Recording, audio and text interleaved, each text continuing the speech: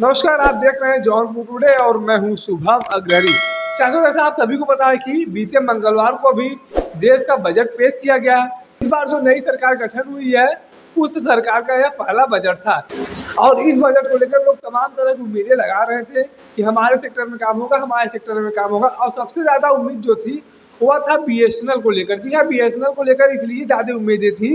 देश में दो ही बड़ी कंपनियां हैं, जियो और एयरटेल टेलीकॉम सेक्टर में, और उन दोनों कंपनियों की तरफ से रिचार्ज जो है वह 25-25, 30-30% महंगा कर दिया गया है, जिसके बाद से लोग अपना रुख बदल कर अब बीएसएनएल की ओर जाना चाहते थे।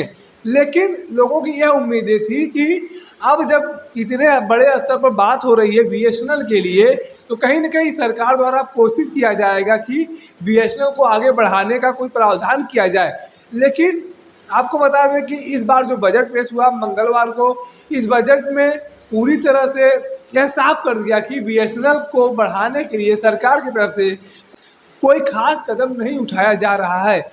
जी हाँ, आपको बता दें कि वर्तमान समय में जो सबसे ज़रूरी विभाग है वह है टेलीकॉम सेक्टर, क्योंकि बिना टेलीकॉम सेक्टर के अब कुछ हो पाना संभव नहीं है। बिना इंटरनेट के कुछ हो पाना संभव नहीं है।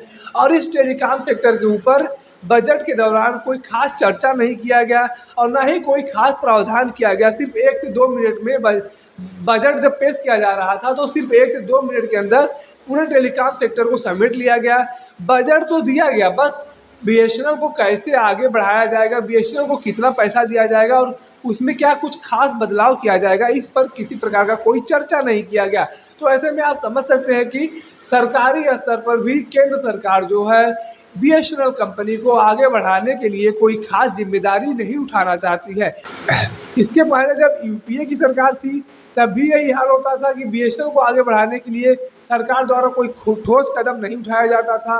और अब जब यह सरकार आई है और कह रही है कि हम आत्मनिर्भर भारत बनाएंगे, आत्मनिर्भर भारत को प्रमोट करेंगे, तो कहीं न कहीं इस सरकार को यह सोचना चाहिए कि आत्मनिर्भर भारत तब बनेगा जब बड़ी-बड़ी सरकारी कंपनियां अपना काम करेंगी, सुचारू रूप से काम करेंगी। लेकिन जब आप बड़ी-बड़ी सरकारी कंपनियों को आगे बढ़ाने का कोई प्रावधान नहीं करेंगे, आगे बढ़ाने का कोई रोड मैप नहीं देंगे, उन्हें बजट नहीं देंगे, उनके ऊपर चर्चा नहीं करेंगे, तो यह कंपनियां कैसे आगे बढ़ेंगी।